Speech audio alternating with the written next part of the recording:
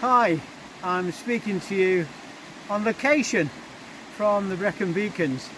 I'm here with Matt for a couple of days retreat. We try and get away, just the two of us, once a year and just hang out and have a good walk and see a film and generally catch up with each other and talk about life, and that's what we've been doing.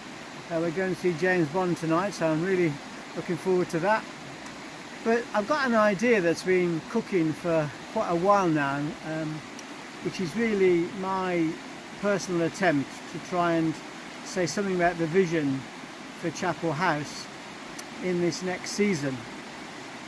And it's quite appropriate in some ways. We're surrounded by mountains and hills, and the passage which I want to sort of link this little thought to really is the Good Samaritan in Luke chapter 10, where he talks about the man who was going from Jerusalem to Jericho, and he was set upon by thieves, if you remember. And it says that they robbed him and they stripped him and they left him half dead. And then we know, don't we, and you'll know as well as I do the story, and maybe you've even preached on it or shared on it, about the passers-by, you know, the religious people, and who haven't got the time, who are very busy and not able to really have a distraction from their journey, so he's left there at the side of the road. And then also there's then this Good Samaritan, this unlikely source of help and support that draws alongside him and bandages his wounds and takes him to a nearby inn where he'll be looked after, and comes out with that amazing line at the end of the passage when he says, "And if it's cost any more, I'll reimburse you on my way back."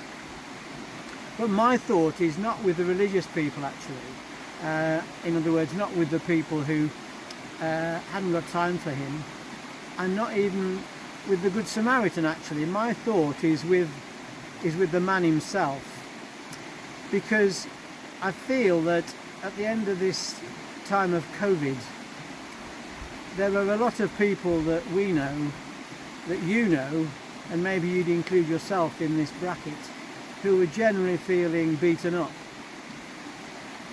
And without sounding too dramatic, in some respects, left half dead. Because their energy's been sapped, their enthusiasm has been sapped, their mental health has taken a battering.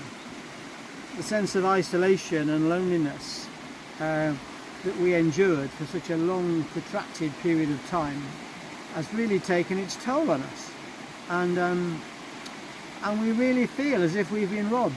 And sometimes the robbery can be perpetrated by circumstances, can't it? Like I've just been talking about.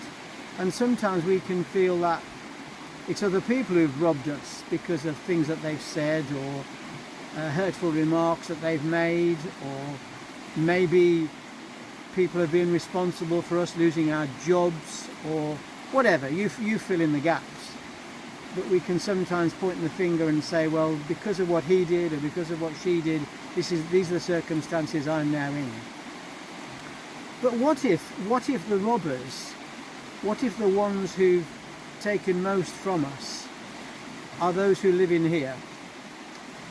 The thoughts, the inner critic, the sense of unworthiness, the sense of being intimidated, the sense of I'm not good enough, I'm not this, I'm not that. I don't know how I'm going to face the next stage of my journey because of what I've lost, what's been taken away from me by my own mental health, or by my physical health for that matter.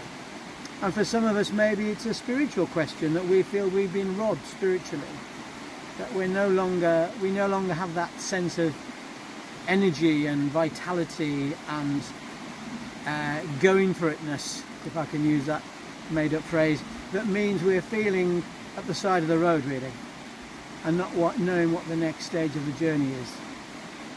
And I think I just want to say that if you find yourself in that place, then come to Chapel House. Come and see us. We don't pretend that we've got the answers, you know, it's not like some sort of spiritual panacea.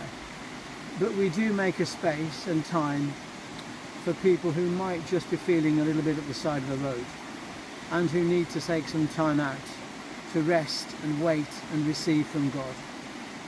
And you'll read more specifically about the kind of work that Jane and I are involved in elsewhere on this website. But I just have this sense that Chapel House is going to be the kind of place that's like the inn where the man who was beaten up was taken to, where we will provide a place for replenishment and refreshment and renewal to help people to get back on the road, really. And of course, we believe that we have a God who is not short of resources, and those resources may take a different form and a different shape, but we believe that God is calling us to play a part in providing for people to get back up on their feet. And if we can play a part in that, we'd love to hear from you. I hope this has made sense. It's very much off the cuff. I said to Matt, let's do it with the sound of the stream in the background, because to me that's a beautiful object lesson and perfect example of the flow of the Spirit of God. And let's see what she does as we meet with her rising up in us, as we all together seek to be equipped for the next stage of the journey. God bless you.